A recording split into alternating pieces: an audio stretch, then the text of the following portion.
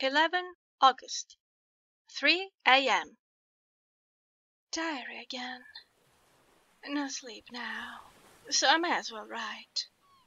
I am too agitated to sleep. We have had such an adventure, such an agonizing experience. I fell asleep as soon as I had closed my diary. Suddenly I became broad awake, and sat up, with a horrible sense of fear upon me, and of some feeling of emptiness around me. The room was dark, so I could not see Lucy's bed. I stole across and felt for her. The bed was empty. I lit a match, and found that she was not in the room. The door was shut, but not locked, as I had left it. I feared to wake her mother, who has been more than usually ill lately, so threw on some clothes and got ready to look for her. As I was leaving the room, it struck me that the clothes she wore might give me some clue to her dreaming intention. Dressing gown would mean house. Dress, outside. Dressing gown and dress were both in their places. Thank God, I said to myself. She cannot be far, as she is only in her night-dress. I ran downstairs and looked in the sitting-room. Not there. Then I looked in all the other open rooms of the house, with an ever-growing fear chilling my heart. Finally, I came to the hall door and found it open. It was not wide open, but the catch of the lock had not caught. The people of the house are careful to lock the door every night, so I feared that Lucy must have gone out as she was. There was no time to think of what might happen. A vague, overmastering fear obscured all details. I took a big, heavy shawl and ran out. The clock was striking 1 as I was in the crescent, and there was not a soul in sight. I ran along the north terrace, but could see no sign of the white figure which I expected.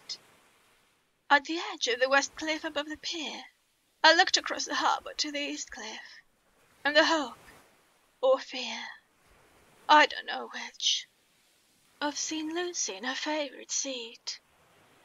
There was a bright full moon, with heavy black driving clouds, which threw the whole scene into a fleeting diorama of light and shade as I sailed across. For a moment or two I could see nothing, as the shadow of a cloud obscured St. Mary's Church, and all around it. Then as the cloud passed I could see the ruins of the abbey coming into view, and as the edge of a narrow band of light as sharp as a sword-cut moved along, the church and the churchyard became gradually visible.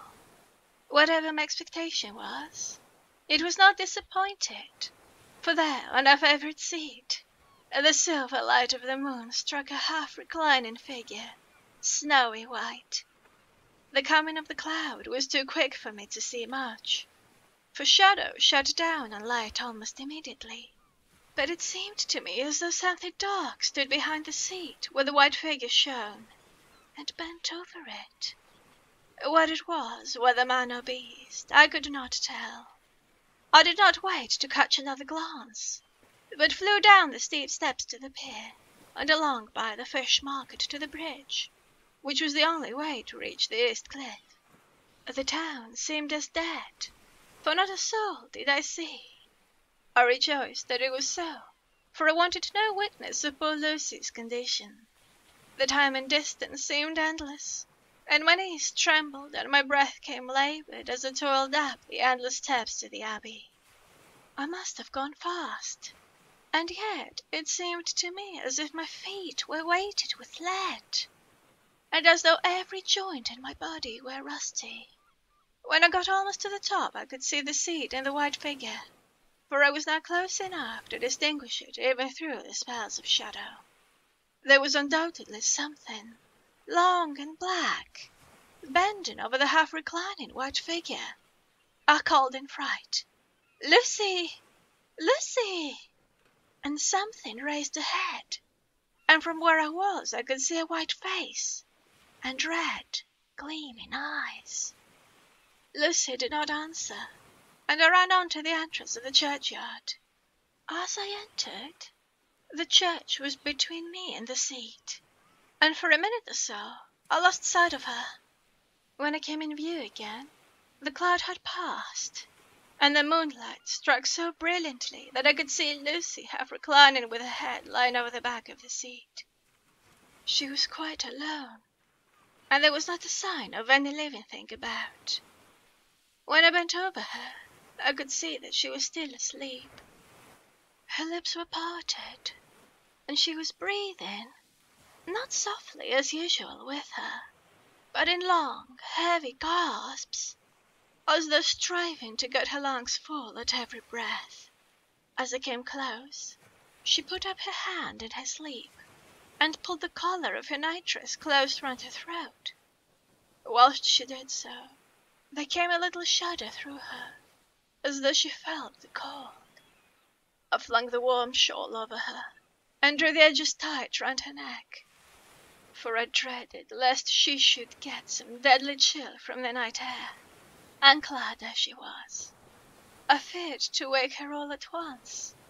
So, in order to have my hands free that I might help her, I fastened the shawl at her throat with a big safety pin. But I must have been clumsy in my anxiety, and pinched or prickled her with it, for by and by, when her breathing became quieter, she put her hand to her throat again, and moaned. When I had her carefully wrapped up, I put my shoes on her feet, and then began very gently to wake her. At first she did not respond, but gradually she became more and more uneasy in her sleep, moaning and sighing occasionally. At last, as time was passing fast, and for many other reasons, I wished to go to home at once. I shook her more forcibly, till finally she opened her eyes and awoke. She did not seem surprised to see me, as of course she did not realize all at once where she was.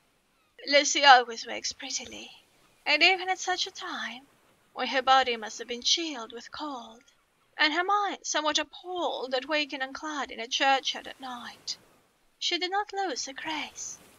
She trembled a little, and clung to me. When I told her to come at once with me home, she rose without a word, with the obedience of a child. As we passed along, the gravel hurt my feet, and Lucy noticed me wince. She stopped and waited to insist upon my taking my shoes, but I would not. However, when we got to the pathway outside the churchyard, where there was a puddle of water remaining from the storm, I daubed my feet with mud, using each foot in turn on the other, so that as we went home no one, in case we should meet anyone, should notice my bare feet. Fortune favoured us, and we got home without meeting a soul. Once we saw a man, who seemed not quite sober, passing along a street in front of us, but we hid in a door till he had disappeared up an opening such as there are here, steep little closes, or wynds as they call them in Scotland. My heart beat so loud all the time that sometimes I thought I should faint. I was filled with anxiety about Lucy, not only for her health, lest she should suffer from the exposure, but for her reputation, in case the story should get wind. When we got in, and had washed our feet, and had said a prayer of thankfulness together, I tucked her into bed. Before falling asleep, she asked, even implored me, not to say a word to anyone, even her mother, about his sleep-walking adventure. I hesitated at first to promise, but on thinking of the state of her mother's health, and how the knowledge of such a thing would fret her, and thinking, too, of how such a story might become distorted, nay, infallibly would, in case it should leak out, I thought it wiser to do so. I hope I did right. I have locked the door, and the key is tied to my wrist, so perhaps I shall not be again disturbed. Lucy is sleeping soundly. The reflex of the dawn is high and far over the sea.